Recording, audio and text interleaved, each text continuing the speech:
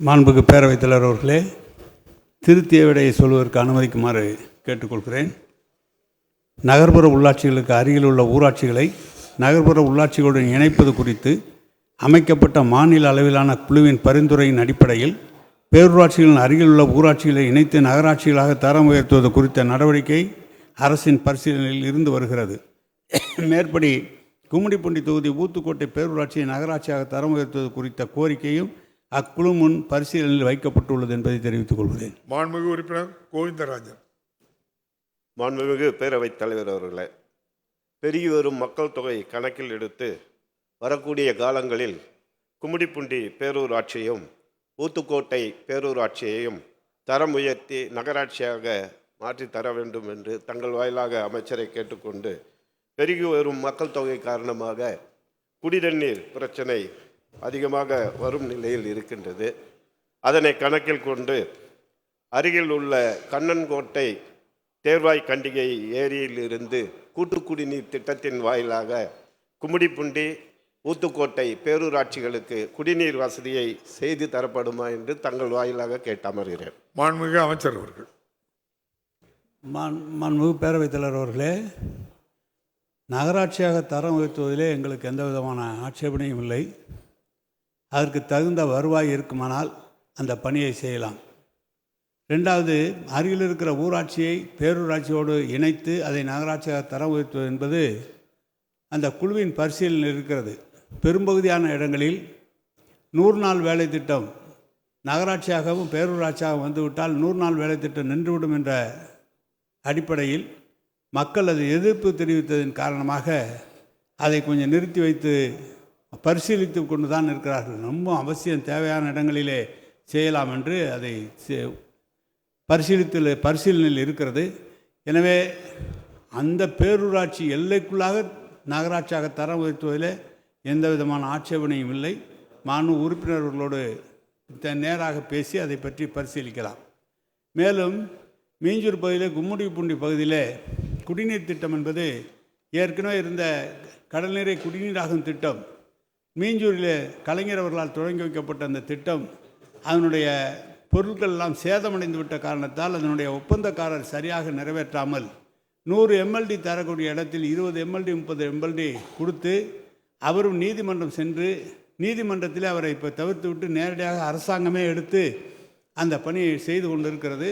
அது ட்ரையலில் இருக்கிறது. விரைவிலே அது பணி முடிகிற போது அந்த பகுதியில் மீண்டும் அந்த குடிநீர் வழங்குவதற்கு ஏற்பாடுகள் செய்யப்படும். அதற்கிடையில் தேர்வாய் கண்டியிலிருந்து 32 கிலோமீட்டருக்கு பைப் லைன் போட வேண்டும் என்று சொல்லி அப்படி வருகிற போது கும்மிடிப்பூண்டி அதை சுற்றி இருக்கிற பகுதியில் மீஞ்சூர் பகுதியில் அந்த குடிநீரை கொண்டு வருவதற்காக ஒரு திட்டம் தயாரிக்கப்பட்டது.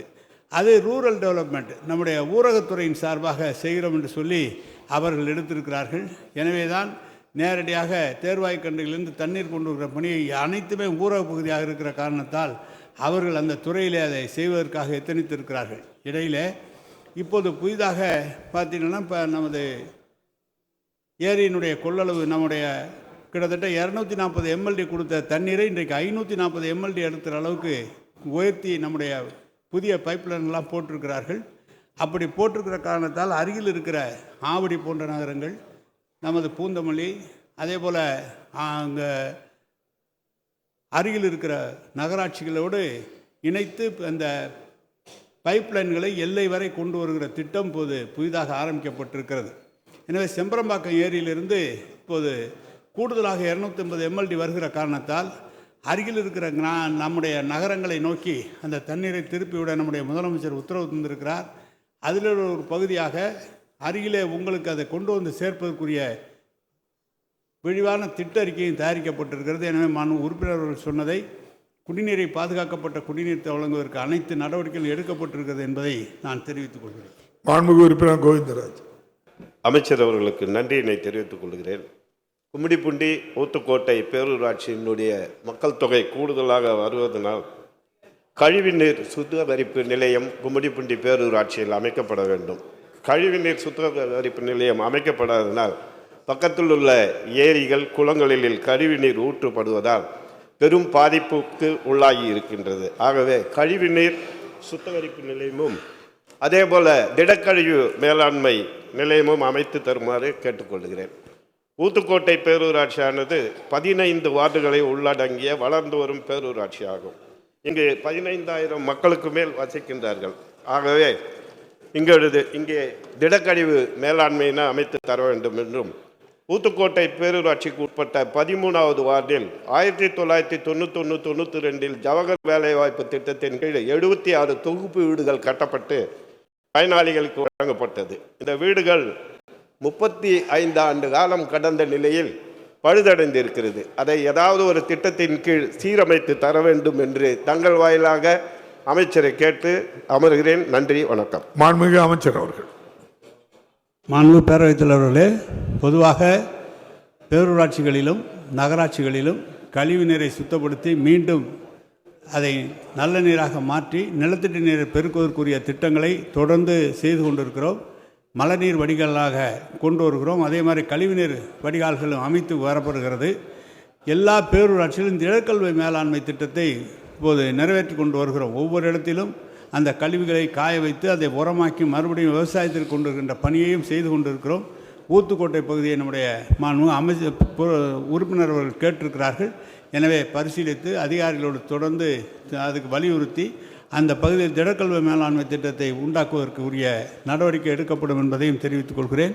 அதேபோல் அவர் சொல்கிற போது குடிநீர் பிரச்சனை சொல்லியிருக்கிறார். குடிநீரிலிருந்து வருகிற போது கழிவுநீர் அதை சுத்திகரிப்பு மீண்டும் நிலத்தடி நீரை உருவாக்குகிற திட்டம் தான் இன்றைக்கு நகராட்சி பகுதியிலும் பேரூராட்சி பகுதியிலும் தண்ணீரை கொடுக்குறோம். கொடுத்து அதை சாக்கடையாக மாறி மறுபடியும் குளங்களில் சென்றடைவதை மாற்றுவதற்காக தான் ஆங்காங்கு இன்றைக்கு நீரை சுத்தப்படுத்துகிற அந்த பணி தொடங்கி இருக்கிறோம். அதையும் பல இடங்களில் தொடர்ந்து நடைபெற்றிருக்கிறது. பெரிய பெரிய நகரங்களெல்லாம் இது முடிந்து நன்னீராக மாற்றி மீண்டும் விவசாயத்திற்கும் அல்லது தொழிற்சாலையில் இருக்கிற அவங்களுடைய கார்டன் அதற்காக தந்து கொண்டிருக்கிறோம். மீண்டும் அந்த பணியை எல்லா இடங்களிலும் உருவாக்குவதற்காக இந்த அரசு தொடர்ந்து முயற்சி எடுக்கும் என்பதையும் தெரிவித்துக் கொள்கிறேன். மாண்பு பேரவைத் தலைவர்களே, மாண்பு உறுப்பினர்கள், அந்த பகுதி புதிதாக ஒருவர் கூட மிகவும் நெருக்கமான ஜனத்தொகை அதிகமாக இருக்கிற காரணத்தால் பேருந்து நிலையத்தை கூட தனியாக ஒன்று உருவாக்க வேண்டும் என்று சொன்னார்கள். அதற்கான இடமும் ஒரு தனியார் ஒரு 15 ஏக்கர் 20 ஏக்கர் கொடுக்கிறேன் என்று சொல்லியிருக்கிறார்கள். எனவே பாதாள சாக்கடை திட்டம் நிறைவேற்றுவதற்கும் போதிய வருவாய் இருக்குமானால் தேர்வுநிலை நகராட்சியாக தரம் உயர்த்தில் எந்த பிரச்சனையும் இல்லை. மாண்பு உறுப்பினர் சொன்னதை அதிகாரிகள் மூலம் அதை செய்ததற்குரிய நடவடிக்கை எடுக்க வேண்டும் என்பதை தெரிவித்துக் கொள்கிறேன். மாண்பு பேரவைத் தலைவரே, மாண்பு உறுப்பினர் அவர்கள் நான் ஏற்கனவே பதில் சொல்லியிருக்கிறேன். பேரூராட்சியாக தரம் உயர்த்துகிற போது கிராமங்களில் இருக்கிற 100 நாள் வேலை திட்டம் பாதிக்கிறது என்று மக்கள் எதிர்ப்பு தெரிவிக்கிறார்கள். நாங்கள்லாம் ஊராட்சியாக இருக்கோம் என்று சொல்லியிருக்கிறார்கள். எனவே ஏகோபித்து ஒரு முடிவெடுத்து வருமானால் துறையினுடைய அமைச்சரை பேசி அவர்கள் ஒப்புதல் தருவார்களேனால் அது பேரூராட்சியாக தருவதில் ஒன்றும் கருத்தல்ல. அவருடைய ஒப்புதல் பெற வேண்டும். அது கமிட்டி இருக்கிறது. கமிட்டியின் மூலமாக ஒப்புதல் பெறப்பட்டால் செய்யலாம். மாண்பு பேரவைத் தலைவர்களே, உசிலம்பட்டி நகராட்சிக்கு ஒட்டி இருக்கிற பகுதி ஒன்றியத்திற்கு சொந்தமான பகுதி. அதிலே அவர்கள் தரைக்கடை போட்டு அவர் வியாபாரம் செய்து கொண்டிருக்கிறார்கள். ஒன்றியத்திலிருந்து கேட்டிருக்கிறோம், நகராட்சியினுடைய வளர்ச்சிக்காக அந்த இடத்தை கேட்டிருக்கிறோம். அது பரிசீலனையில் இருக்கிறது. அம்மா உணவு வேண்டும் என்று சொன்னால் இடம் இருக்குமானால் உடனடியாக அதை ஆரம்பித்து கொடுப்பதிலே ஒன்றும் கருத்து வேறுபாடு இல்லை. எல்லா இடங்களிலும் செய்யலாம். மாண்பு பேரவைத் தலைவர்களே, விஜயகுமாரை ரொம்ப நேரம் நான் தேடிக்கிட்டு இருக்கேன். நாங்கள் எந்த வேலை செய்கிறதுக்காவது நீங்கள் அனுமதிக்கிறீங்களா? நாங்கள் சொந்தமாக இடம் வாங்கி நாங்கள் அந்த இடத்துல குப்பை கொட்டுறோம். 17 ஏக்கர் 20 ஏக்கர்னு சொல்லி அதுக்காக பணமும் அரசாங்கம் செலவு செய்ய தயாராக இருக்கிறது. அந்த குப்பையை அந்த இடத்துல வந்து கொட்டாதீங்கன்னு அங்கே இருக்கிறவங்க பிரச்சனை பண்ணுறாங்க. சரி, அரசாங்கத்தில் இருக்கிற கல்குவாரியில் அதை போய் கொட்டலாம் அப்படின்னு சொல்லி போனால் அந்த பகுதியில் இருக்கிறவங்க நம்ம பெருந்துறை பகுதியை சேர்ந்தவங்க இது எங்கள் தொகுதி இங்கே வரக்கூடாதுன்றாங்க. மாண்பு அமைச்சர் சாமிநாதன் அங்கே இருக்கார்.